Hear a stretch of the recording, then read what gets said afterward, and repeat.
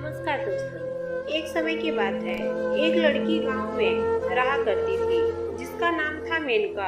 मेनका की शादी हो चुकी थी और वह माँ बनने वाली थी। मेनका की घर के पैसों की तकलीफ की वजह से वह नौकरी कर रही थी और वह रोज 8 किलोमीटर तक पैदल अपने दफ्तर तक जाती थी और शाम को भी पैदल घर लौटती थी।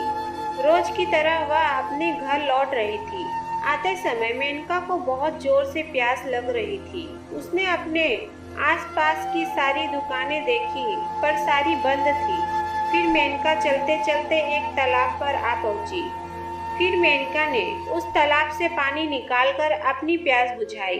पानी पीते वक्त तालाब के पीछे वाली झोपड़ी से कुछ मर्दों की आवाज आई। पानी पीकर मेनका वहां से निकल ही रही थी, तब उसके पीछे 3 मर्द खड़े हुए थे और उन्होंने मेनका के साथ जबरदस्ती की। उन 3 मर्दों ने मेनका को झाड़ी की तरफ ले गए। तब मेनका की बहुत चिल्लाने की आवाज आ रही थी। झाड़ी में एक और मर्द मौजूद था। मेनका के चिल्लाने की वजह से उसने अपनी शराब की बोतल से मेनका के सर पर वार किया और मेनका बेहोश हो गई।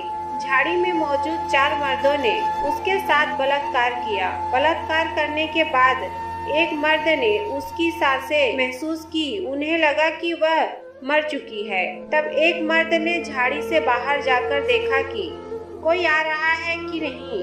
उसने देखा वहां पर कोई भी नहीं था। फिर उसने अपने बाकी साथियों को बताया कि बाहर कोई नहीं है।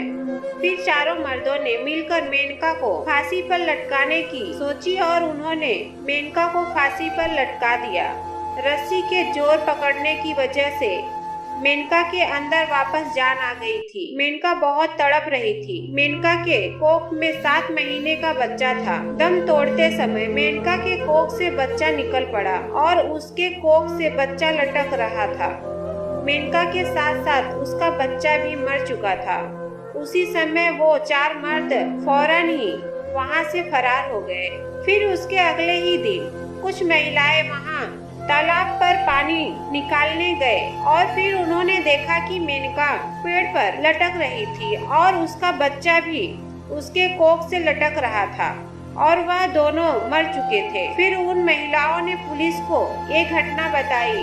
फिर पुलिस वालों ने सबसे पूछताछ की और किसी ने भी कुछ नहीं कहा। पुलिस की बहुत पूछताछ करने के बावजूद उन्हें कुछ सबूत नहीं मिली।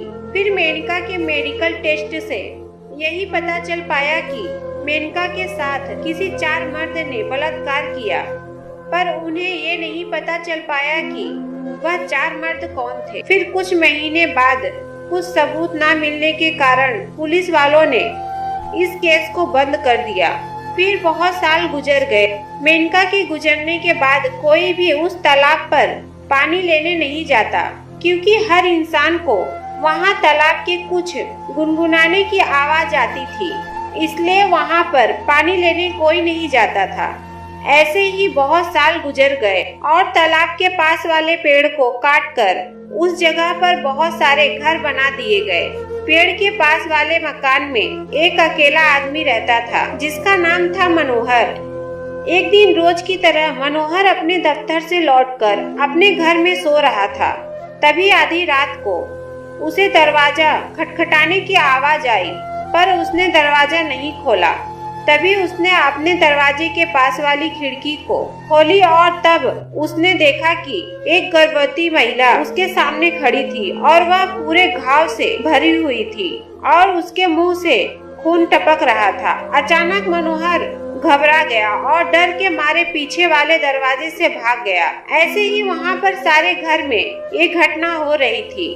सबको यही लग रहा था कि वो भटकती आत्मा मेनका की है और सच में वह भटकती आत्मा मेनका की ही थी। कभी भी किसी के भी साथ नाइंसाफी नहीं करनी चाहिए। जैसा मेनका के साथ हुआ वैसा और किसी की भी साथ कभी नहीं होना चाहिए। महिलाओं की इज्जत करनी चाहिए।